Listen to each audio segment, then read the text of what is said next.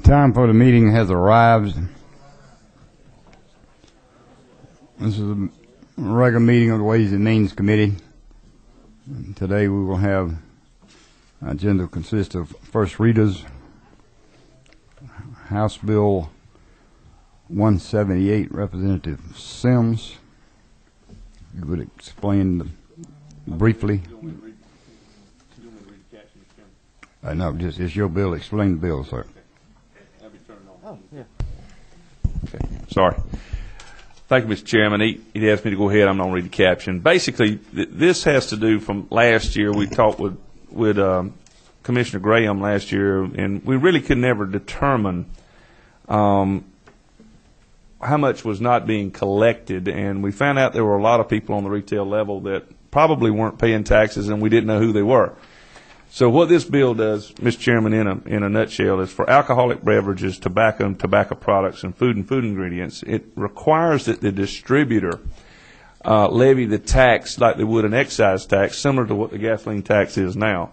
Go ahead and levy the tax and collect it. They would also be paid a stipend in order to collect those taxes, and we would only have to deal with, in the hundred level, hundreds of distributors rather than the thousands of retailers at the time. This would add a huge help to the Revenue Department in the collections. I think we'd probably collect, in my estimate and other people's estimates, up to 95 to 100% of the tax on these products at any one given time. And the second thing is that the staff then could be utilized in many ways in their audits and their investigations in order to collect other taxes that are delinquent or are not being paid to the state. That's basically what the bill does. I can go through page by page and line by line, but I will stand for any questions at this time, Mr. Chairman. Yes, and that won't be necessary. Anybody have questions of the author?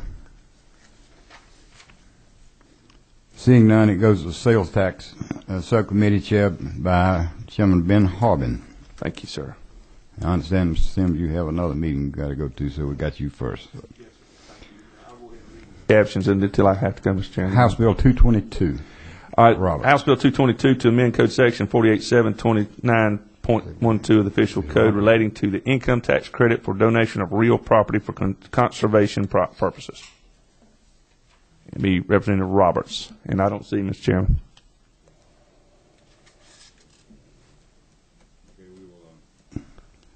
We will skip to the next one. Representative Roberts, I think, is tied up in another meeting. House Bill 228, Representative Austin. Okay, Representative. Is he here? I don't think he's not here either, Mr. Chairman. He's not here either. Okay. House Bill 233, that's Representative Roberts as well. Yes, sir.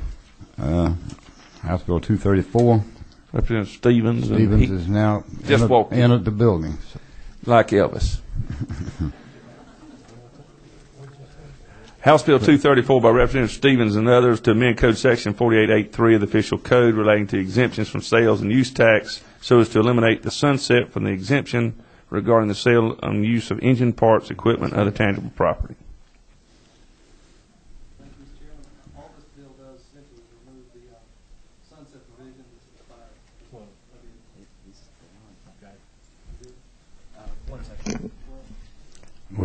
Looks like we have a technical problem. Bill 11. Bill 11.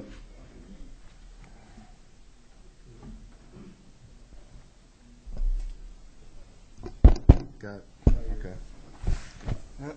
Mr. Chairman, House Bill 234 is a bill that removes the sunset provision on sales and use of parts for aircraft repair.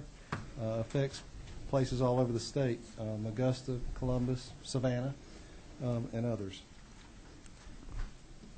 Mr. Chairman, did I hear you say it just simply removes the sunset? That's just housekeeping. Simply bill. removes the sunset. Okay. A little old housekeeping bill, Mr. Okay. Chairman. Any questions for the author? Hearing none, it goes to sales tax. Representative Chairman Ben Harbin. House Bill 240, Vice Chairman Knight.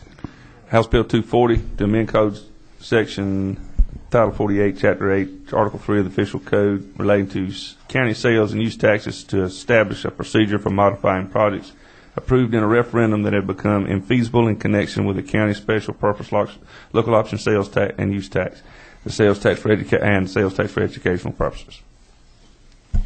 Thank you, Mr. Chairman. This bill simply seeks to provide an outlet or a means in which a splosh that has become infeasible or impractical, which the elected officials can go back before the citizens in a referendum and ask that the permission be given for the splosh not to abandon a certain project. And that's simply what it does. Currently, up under the law, there is no outlet, and we have projects that are sitting out there that have never been completed and have piles of money that are protected under law because they're just sitting there. So there's no outlet, and that's what we're seeking to do is simply put a relief valve here under law. Any questions for the author? Not Mr. Chairman, yes, yes, sir. Secretary Sims. My question to the Chairman, with this money that will be tied up, will the people get to have another say as to how they would be spent, or is this going to give the county commission or the school board the right to just spend it the way they wish to? That's a great question. To my friend, actually, we're going to take the same provisions that are under law when there are excess proceeds, and the only way they can do this is first by reducing debt, and then and or reducing ad valorem taxes. Those are the only two means by which they will be able to use those excess funds. Thank you. Any further questions of the author? Now it goes to Sales Tax Subcommittee. We're loading up Chairman Ben Harmon today, but have an announcement on Thursday of this week from 1 to 3 in this room. The Special Joint Committee on Revenue Structure will be meeting again for the third time. Again, it's 1 to 3 o'clock in this room on Thursday.